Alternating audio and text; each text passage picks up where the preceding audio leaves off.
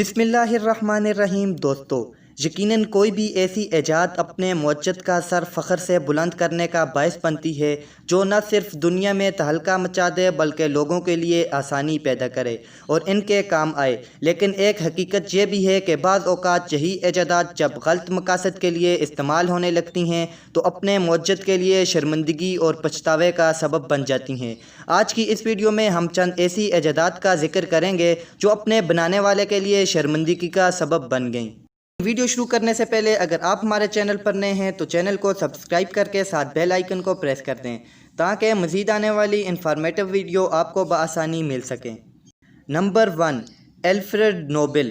Alfred Nobel کی زندگی انتہائی دلچسپ تھی۔ یہ ایک صنعت کار اور انجینئر تھا۔ 1860 میں الفریڈ ایک ایسا طریقہ تلاش کر رہا تھا جس کی مدد سے ایک متاثر کن دھماکہ کیا جا سکے، اور اسی تلاش کے نتیجے میں الفریڈ نائٹرو گلیسرین اور سلیکا کی آمیزش سے ڈائنامائٹ دریافت کرنے میں کامیاب ہو گیا۔ تاہم جب الفریڈ نے اپنی اس تخلیق کا غلط استعمال ہوتے دیکھا تو اسے انتہائی افسوس اور دکھ ہوا۔ یہی وجہ ہے کہ الفریڈ نے اپنی وصیت میں اس بات کا اشارہ دیا کہ میری زیادہ تر جائیداد سے ایک ایسا منفرد فنڈ تخلیق کیا جائے جس سے ایسے لوگوں کو ایوارڈ دیا جائے جو دنیا میں کوئی مثبت تبدیلی لائے۔ اس کے بعد ہی نوبل پرائز فاؤنڈیشن کا قیام عمل میں لایا گیا۔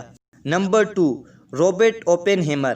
رابرٹ کو ایٹم بم کا باپ یعنی فادر بھی کہا جاتا ہے۔ یہ جنگ عظیم دوم کے دوران لاس ایلمس لیب کے ڈائریکٹر کے عہدے پر فائز تھے۔ ممالک لڑائی میں مصروف تھے، لاکھوں لوگ مر رہے تھے۔ اس وقت انہوں نے ایٹم بم ایجاد کیا جس کے بارے میں رابرٹ اور اس کی ریسرچ ٹیم کا خیال تھا کہ یہ ایجاد ان کے ملک کے شہریوں کو محفوظ بنائے گی اور محفوظ دنیا کا قیام عمل میں آئے گا۔ تاہم جب انہوں نے جاپان پر ہونے والے ایٹم بم کے حملے میں لاکھوں اموات اور بڑے پیمانے پر تباہی دیکھی تو انہیں انتہائی افسوس اور دکھ کا سامنا کرنا پڑا۔ انہوں نے اپنے آخری سالوں میں اس بات کا کھل کر اظہار کیا کہ بڑے پیمانے پر تباہی پھیلانے والے اس ہتھیار کی تخلیق میری بہت بڑی غلطی تھی۔ بلا شبہ امریکہ نے جنگ جیت لی لیکن ایک ظالمانہ طریقے سے۔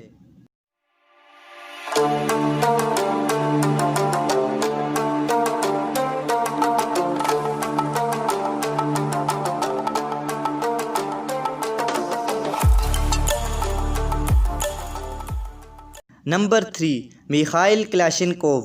دوستوں، میخائیل کلاشنکوف وہ شخص تھا جس نے خطرناک کلاشنکوف AK-47 ایجاد کی تھی۔ یہ ایجاد میخائیل کے لیے پچھتاوے اور افسوس کا باعث بنی۔